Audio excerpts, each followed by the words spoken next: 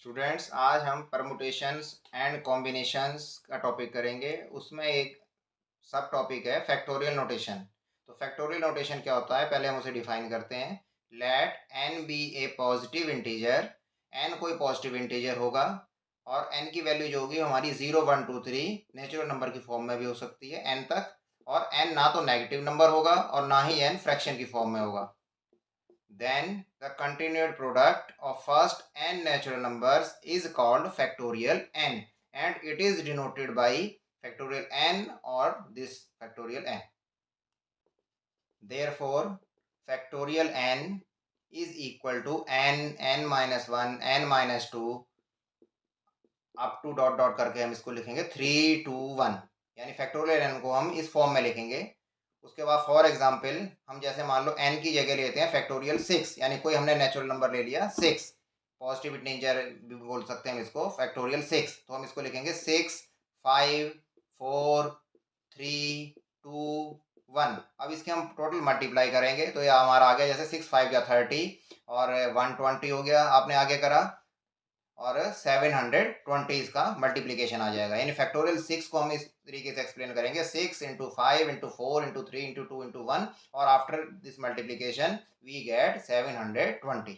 अब जैसे हम लिख रहे हैं फैक्टोरियल 3, तो इसको हम लिख सकते हैं 3 इंटू 2 इंटू 1। फिर मान लो फैक्टोरियल 2 लिखा है तो हम इसको लिख सकते हैं 2 into 1, and then factorial 1 equal to 1। अब जैसे फैक्टोरियल 3 है, इसको हम लिख सकते हैं 3 into 2 into 1 means factorial 3 equal to 6। फिर है फैक्टोरियल 2, तो उसको भी हम लिख सकते हैं 2 into 1 means 2। Factorial 1 equal to 1 means 1 हो गया। अब हमें आगे प्रूफ करना है जैसे फैक्टोरियल 0। तो फैक्टोरियल 0 फाइंड आउट करेंगे हम, वो होता है हमारा 1। तो अब वो 1 कैसे होता है वो हम आगे अभी प्रूफ करेंगे इसको। अब हम करेंगे question, prove that factorial 0 equal to 1। तो इसके लिए एक फार्मूला यूज करेंगे हम, factorial n equal to n factorial n minus 1। अब हम यहाँ पुट करेंगे n इक्वल टू 1, तो आएगा factorial 1 equal to 1 into factorial 1 minus 1।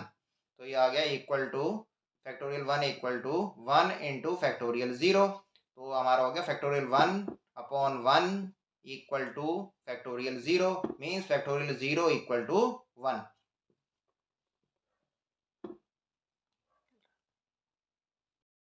अब एक क्वेश्चन है यहाँ, जैसे factorial 8 divide by factorial 4 into factorial 3। तो अब इसे सिंप्लीफाई करेंगे तो हमने लिखा फैक्टोरियल 8 को हम लिख सकते हैं 8 into 7 into 6 into 5 into 4 into 3 into 2 into 1। अब ये डिवाइड करा है फैक्टोरियल 4 से, तो हम इसे लिखेंगे 4 इंटू 3 इंटू 2 इंटू 1। और फिर साथ में है फैक्टोरियल 3, तो उसको भी हम लिख लेंगे 3 इंटू 2 इंटू 1। अब इसको पूरे को सिंप्लीफाई करेंगे, सॉल्व करेंगे, तो हमारा आंसर आ जाएगा 280। अब नेक्स्ट क्वेश्चन है LCM of factorial 4 factorial 5 and factorial 6। तो अब हम फैक्टोरियल 4 को लिख सकते हैं factorial 4 equal to 4 into 3 into 2 into 1।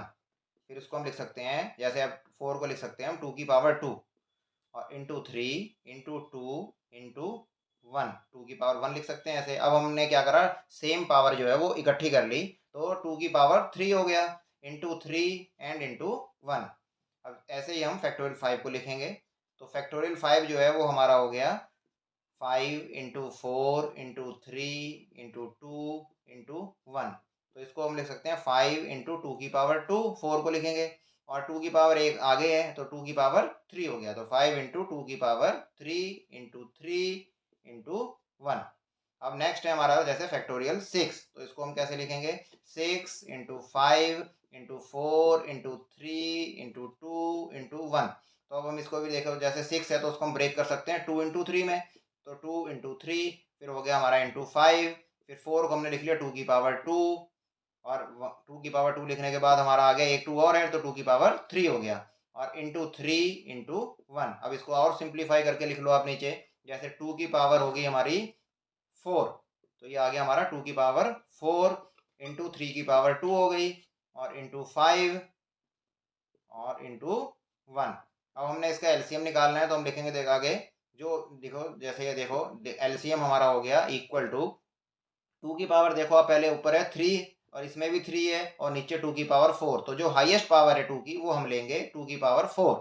फिर उसके बाद नेक्स्ट देखो ऊपर है 3 की पावर 1 है, फिर उसके बाद सेकंड में 3 की पावर 1 है, फिर नीचे 3 की पावर 2 है, तो हाईएस्ट पावर होगी 3 की पावर 2, ये ले लेंगे। फिर उसके बाद नेक्स्ट है देखो हमारे पास 5, तो 5 की पावर 1 है और एक जगह नीचे भी हमारा 5 की पावर 1 है, तो हमारा आ गया इंटू 5 की पावर 1।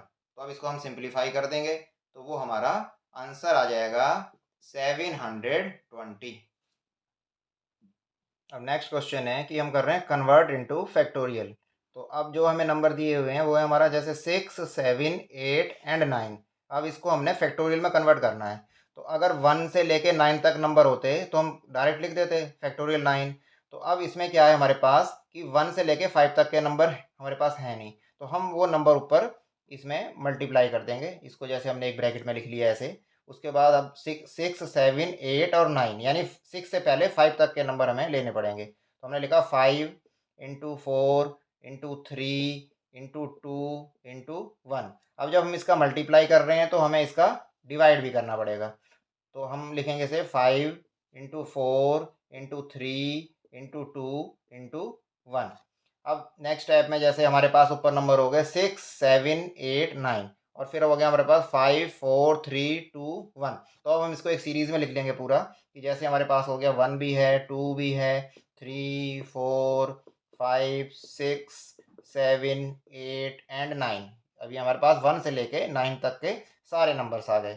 और नीचे हमारे पास हो गया फिर 5, 4, 3, 2, 1। अब हम इसको लिख सकते हैं 1 से लेके 9 तक के नंबर्स को फैक्टोरियल में, फैक्टोरियल 9। और अपॉन में हमारे पास 5 इंटू 4 इंटू 3 इंटू 2 इंटू 1, तो ये हमारा बन जाएगा फैक्टोरियल 5। तो हमारे पास सोल्यूशन क्या हो गया, फैक्टोरियल 9 अपॉन फैक्टोरियल 5। अब एक नेक्स्ट क्वेश्चन है जैसे 1 upon factorial 9 plus 1 upon factorial 10 equal to n upon factorial 11। अब इस क्वेश्चन में हमें जो है n की वैल्यू फाइंड आउट करनी है।